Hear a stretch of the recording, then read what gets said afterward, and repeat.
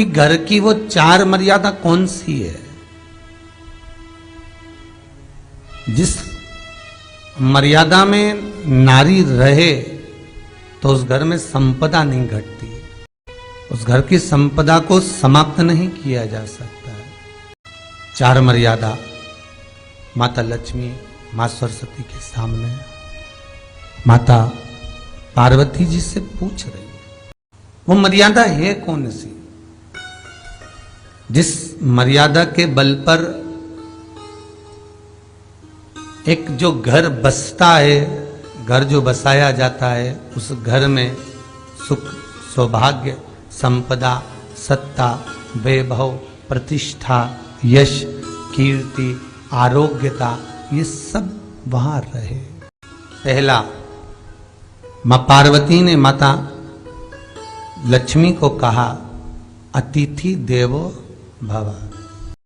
हमारे दरवाजे पर जब कोई अतिथि आए, हमारे दरवाजे पर कोई मेहमान आए तो हम उसका आदर करें। परिवार के लोग जो आदर कर रहे हैं वो अपनी जगह पर है, भाई आदर कर रहा है वो अपनी जगह पर है, जेठ आदर कर रहा है वो अपनी जगह पर है, देवर मान सम्मान दे रहा है वो अपनी जगह पर है। पर सबसे पहला सम्मान घर की स्त्री को अतिथि का करना चाहिए। सास के मेहमान आ गए, पहचान वाले, बहुवन मालूम पड़े अपने कमरे में बैठी हुई है। मेहमानों ने आकर पूछ लिया, क्यों बहू नहीं दिख रही? बस आ रही होगी। सास गई, रसोई घर में से पानी लाकर पिला दिया। फिर मेहमानों ने पूछा, बहू नहीं दिख रही? बस आती होगी। 2 बार सास ने गिलास भी गिरा दिया कि एक आध तो आ जाओ रही ऊपर से, पर नहीं आई। जब सास ने चाय रख दी और चाय रखकर सास फिर लेकर आई तो बहुओं के मन में आया, चलो सास ने चाय बना दी है, खुशबू ऊपर आ गई है, अब चलते हैं। और बहू फिर नीचे आई, जो मौसी आई थी, काकी आई थी, बुआ आई थी, चाची आई थी, उनको प्रणाम करा और अंदर जाकर चाय जो बनी थी उसको पिया। एक गरुड़ पुराण में लिखा है, 94 तरह के नरक में एक नरक है जो दरवाजे पर आए हुए अतिथि का सम्मान नहीं करता, उसको जल नहीं पिलाता, उसका मान सम्मान नहीं देता, उसका आतिथ्य नहीं देता, उसके लिए भी एक नरक रखा गया है। हजारों नरकों में एक नरक वो भी है जिसका हमने आतिथ्य ना करा हो। मेरा बहुओं से निवेदन है, सास के रिश्तेदार आए तो आप उनका भी आदर करिए और आपके रिश्तेदार आए तो आप उनका भी आदर करिए। जेठानी के रिश्तेदार आए तो आप उनका भी आदर करिए और देवरानी के रिश्तेदार आए तो आप उनका भी आदर करिए। आप किसी न किसी रूप में जो अतिथि आया है वो न जेठ का है, न देवर का है, न वो सास का है, अतिथि घर का है, किसी एक व्यक्ति का अतिथि नहीं है। बड़ी बहू सोचे कि मैं घर की बड़ी, बड़े परिवार की, मेरे पास में बहुत धन दौलत, मैं काहे को गिनूं किसी मेहमान को। छोटी बहू सोचे मैं काहे को गिनूं, मंजिली सोचे मैं काहे को गिनूं, संजिली सोचे मैं काहे को गिनूं।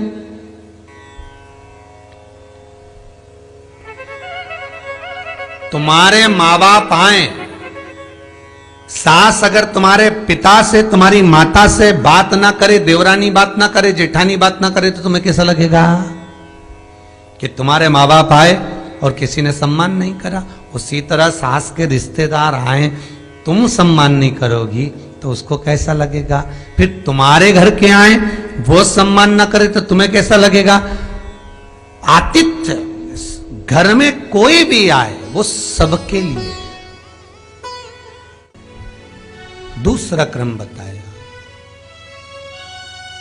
घर के दरवाजे पर जो तुलसी का पौधा होता है, जीवन में सबसे पहले अगर दुख आता है, तकलीफ आती है, कष्ट आता है, बीमारी आती है, रोग आता है, कोई बड़ा घटना घटने वाली होती है, कोई बड़ा कष्ट आने वाला होता है, तो लक्ष्मी जी से माता पार्वती कह रही है, घर में जो तुलसी का पौधा होता है सबसे पहले घात उसी पर होती है। तुलसी का पौधा सूख जाता है, समाप्त हो जाता है,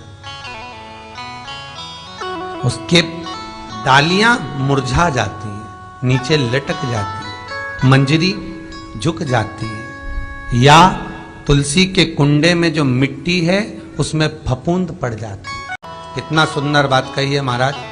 तुलसी के क्यारे में, पद्म पुराण, तुलसी के क्यारे में जो हम जल डालते हैं, वो जल हमने जब डाला और वो जल अगर नीचे गिर रहा है, उसका भी दोष वर्णन है महाराज, उसका भी दोष हमारे शास्त्रों में वर्णित किया गया। तुलसी के क्यारे में अगर जल डाल रहे हैं और वो जल जमीन पर बह रहा है, गिर रहा है, उसका भी दोष है।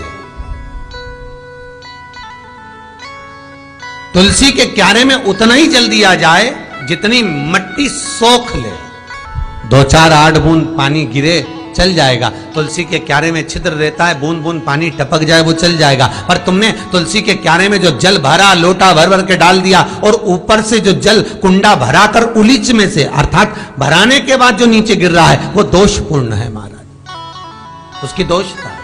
तो लक्ष्मी से माता पार्वती जी कह रही हैं कि दूसरा क्रम है घर में वैभव, लक्ष्मी, संपदा, प्रतिष्ठा, यश, आरोग्य को पाने के लिए तुलसी के क्यारे की आराधना, तुलसी के कुंड को नमन करना कर सकते। तीसरा क्रम कहा,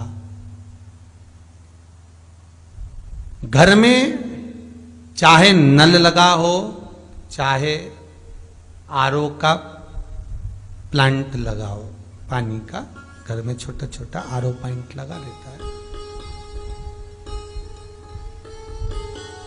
फिर भी घर के अंदर रसोई घर में एक छोटा सा मटका, मटका नहीं तो हंडा, हंडा नहीं तो बाल्टी, बाल्टी नहीं तो कलसा, पानी का भरा हुआ जो नारी रखती है, दूसरे दिन उस पानी को बाहर ढोल कर फिर वापस धोकर भर लेती है। मटका रोज धुलता है, हंडा रोज धुलता है, प्रतिदिन का।